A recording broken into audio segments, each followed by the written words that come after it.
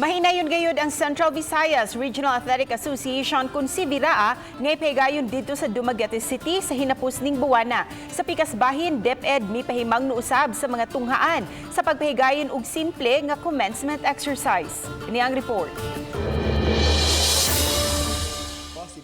Suma ni Dr. Salustiano Jimenez, ang Regional Director sa DepEd 7, nga gihanay na ang maabot nga si Viraa dito sa Dumaguete City.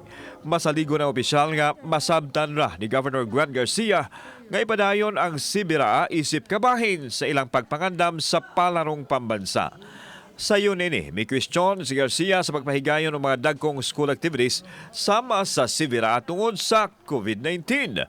Apan malaumon ang DepEd nga luwas ang mga delegado sa si Viraa tungod usab sa mga lakang nga ilang gihimo pagpakgang nini.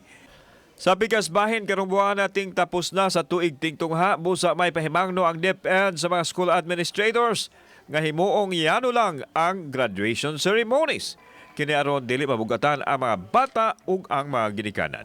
Sa public schools nga ang ilauntang pagkandak sa graduation or sa moving ceremony ang kanauntang simple but meaningful. Mao ra gyud ato ang gustong ipahibaw sa ilag balik. Kauban si Marlon Melgaso, ako si Alan Domingo, Balitang Bisdak.